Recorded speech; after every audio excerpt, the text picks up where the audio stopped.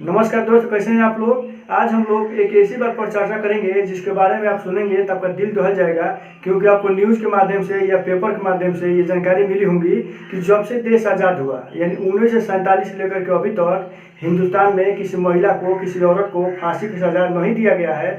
लेकिन अभी तुरंत की घटना है कि ये जो महिला आप देख रहे हैं जिसका नाम है शबनम, ये यूपी का और वही जिला का रहने वाली है। इसको सुप्रीम कोर्ट ने ये फांसी की सजा दे दिया है। क्यों दिया है?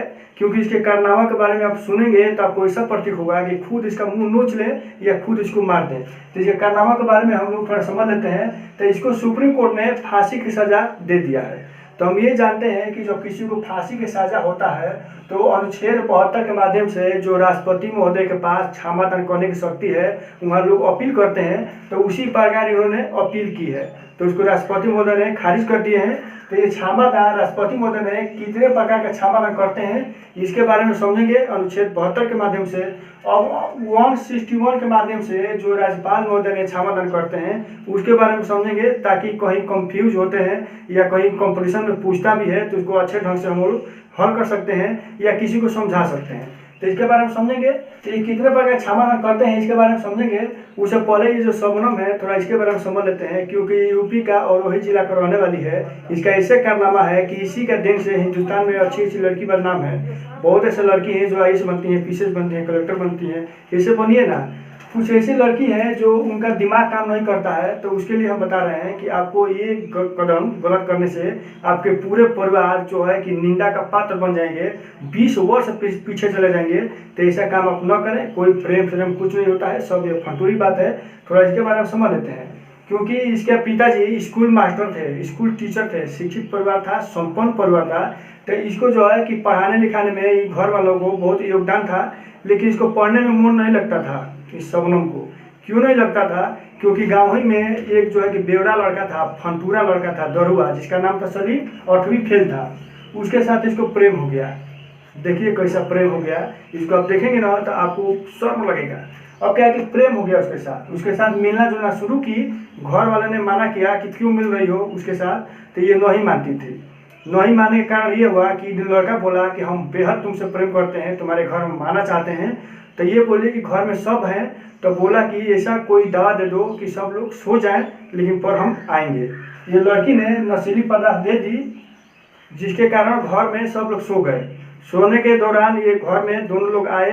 ये लड़का जो फंटूरा है घर में आ गया, दोनों एक साथ रहे, मिले। उसके बाद वो लड़का बोला कि सुबह तुमको ये लोग मारेंगे, घर वाले, इनको सबको मार दो।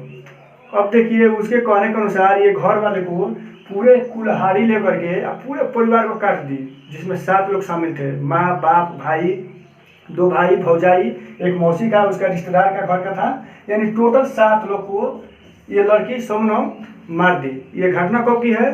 ये 15 अगस्त 2008 की घटना है। तो उस समय ये सबको मार दी। देखिए ये प्रेम है, ये प्रेम है कि आपको शर्म लगेगा, ठीक है ना। कोई प्रेम नहीं रहता है, ये सब फालतू बात है। अब क्या है कि जब सबको मारने के बाद ये खुद चिल्लाने लगी तो पास ही में जो पुलिस भाई खबर सुनेगी तो पुलिस थाना सब चौकी करेगा। तो आ करके जब जांच पड़ताल किया गया तो लास्ट में खुद ये जो है कि कबूल की कि खुद मेरे ही माध्यम से सबको मारा गया है। तो क्या है कि इसको फांसी की सजा वो भी दे दी गई है। तो कहाँ इसको फांसी की सजा दे दी जाएगी? मथुरा जेल में। जो ये पवन जल्लाद है, जो निर्भया केस में जो निर्भया के जो दोषी थे उसको फांसी दिया था, वहीं पवन ने इसको भी फांसी देंगे। जो गले का जो फंदा है वो बक्सर से आ गया है, क्योंकि बक्सर से उसको मंगाया गया है। इसका वजन है, इस लड़की का जितना वजन है उतने वजन का रेत भर करके रिहर्सल किया जा रहा है कि कैसे इसको फांसी दिया जाएगा। आप देखिए ये अभी एक लड़की है, ये कैसे फांसी दिया जाएगा। तो अब क्या है कि इसके माध्यम से एक लड़का पैदा हुआ है, जो बेवड़ा लड़का था सलीम। तो सलीम के माध्यम से एक पुत्र पैदा हुआ जिसका नाम था ताज। एक ताज लड़का है। तो इसी ताज के माध्यम से जो है कि आपको राष्ट्रपति महोदय के पास याचिका दायर की गई थी कि हमको क्षमादान किया जाए, लेकिन क्षमादान नहीं किया गया है। इसको जो है कि फांसी होगी, लेकिन डेट क्लियर नहीं किया गया है, अभी अभिलंबन चल रहा है। तो ये प्रक्रिया क्या होता है क्षमादान की, उसके बाद अनुच्छेद 72, अनुच्छेद 161, इसके बारे में थोड़ा हम समझ लेते हैं कि अनुच्छेद 72 के माध्यम से राष्ट्रपति महोदय ने जो है ना कि 5 प्रकार का क्षमादान करते हैं। एक अब देख लेते हैं कि अनुच्छेद 72 के माध्यम से राष्ट्रपति महोदय ने 5 प्रकार के क्षमादान करते हैं। अब वहीं 161 के माध्यम से राज्यपाल महोदय ने कौन कौन से क्षमादान करते हैं इसके बारे में समझ लेते हैं। तो सबसे पहले ये होता है क्षमादान। तो क्षमादान राष्ट्रपति महोदय करते हैं अनुच्छेद 72 के माध्यम से। इसमें ये होता है कि कोई भी अपराधी, उसका छोटा अपराध हो या बड़ा अपराध हो, अगर उसको क्षमादान कर दिया गया तो वो आम जीना शुरू कर देगा। जैसे सब लोग जीते हैं इससे वो जीवन जीना शुरू कर देगा। और दूसरा का होता है लघुकरण।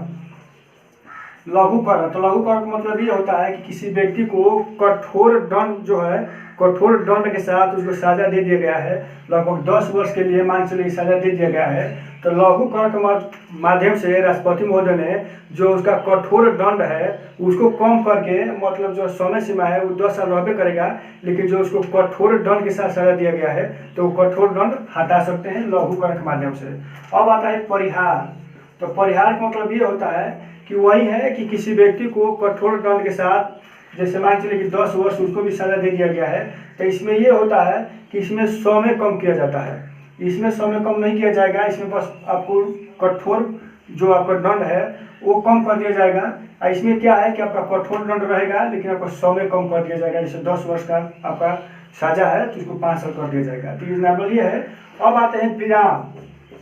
तो विराम के बारे में समझ लेते हैं कि किसी व्यक्ति को अगर सजा दे दिया गया है 10 वर्ष के लिए, तो जिसमें 5 वर्ष वो सजा काट लिया है। अब 5 वर्ष काटने के बाद वो व्यक्ति बीमार पड़ गया या कोई महिला है उसका डिलीवरी केस है, सीरियस हो गया, तो उसमें विराम लग जाता है। विराम जितने महीना लगेगा, 2 महीना, 4 महीना, 5 महीना, तो इस क्या है कि विराम को फिर माइनस करके और फिर अगले 5 साल इसमें जोड़ दिया जाता है। तो ये विराम हो गया। सबसे महत्वपूर्ण आता है प्रविलंबन। प्रविलंबन, तो प्रविलंबन बहुत महत्वपूर्ण है। तो इसके बारे में हम लोग समझ लेते हैं कि प्रविलंबन क्या होता है। क्योंकि किसी व्यक्ति को अगर फांसी की सजा दे दिया गया है कि आपको इतने तारीख को जो है कि फांसी दे दी जाएगी, तो उस कंडीशन में वो व्यक्ति अगर राष्ट्रपति महोदय के पास याचिका दायर करता है कि हमको क्षमादान किया जाए, तो उस कंडीशन में प्रविलंबन मतलब राष्ट्रपति महोदय लगा सकते हैं कि इसका डेट जो है कि ये डेट छोड़ करके किसी अगले डेट को क्लियर किया जाए। इस मतलब जितना समय बचता है उसमें हम उसको फाइल चेक करेंगे, अगर वो क्षमादान करने योग्य है तो उसको क्षमादान हम करेंगे। जैसे हाल ही में आप सुने होंगे कि जो निर्भया केस था, जो दोषी लोग थे तो दोषियों को डेट पर डेट दिया जाता था। तो यही प्रविलंबन के कारण, क्योंकि उसको फिर दोबारा फाइल चेक किया जा सके ताकि वो लोग मतलब क्षमादान करने योग्य हैं या नहीं है, तो यही प्रविलंबन लगता है। अब एक राष्ट्रपति महोदय के संबंधित एक और क्वेश्चन आता है, क्योंकि हम जानते हैं कि तीनों सेनाओं का हेड राष्ट्रपति महोदय है। तो अगर सेना संबंधित अगर कोई ऐसा क्षमादान की जो प्रक्रिया आती है, जैसे किसी का कोर्ट मार्शल हो गया है, वो अपील करता है राष्ट्रपति महोदय के पास, तो ये क्या है कि सेना से संबंधित जो है कि क्षमादान की प्रक्रिया राष्ट्रपति महोदय कर सकते हैं। तो ये लास्ट है। अब क्या कि अब आते हैं 161 के माध्यम से जो राज्यपाल महोदय हैं वो कौन कौन से जो है कि क्षमादान कर सकते हैं। तो इसमें हम ये देखते हैं कि जो ये क्षमादान है, किसी को अगर फांसी की सजा दे दिया गया है तो इसमें जो राज्यपाल महोदय कुछ नहीं कर सकते हैं, क्लियर। लेकिन वो लघुकरण का जो है कि क्षमादान राष्ट्रपति महोदय राज्यपाल महोदय कर सकते हैं। जो परिहार का जो है ये राज्यपाल महोदय कर सकते हैं। विराम का भी राज्यपाल महोदय कर सकते हैं।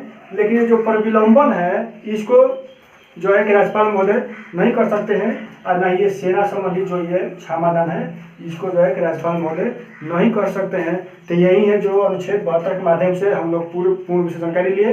अगर वीडियो अच्छा लगे तो इसको आप इतना शेयर करें कि सबके पास पहुंचे, कि कोई ऐसा गलत काम न करें, कुछ ऐसा काम करें जिससे आपका नाम हो, आपको माँ बाप का नाम हो, देश का नाम हो। धन्यवाद।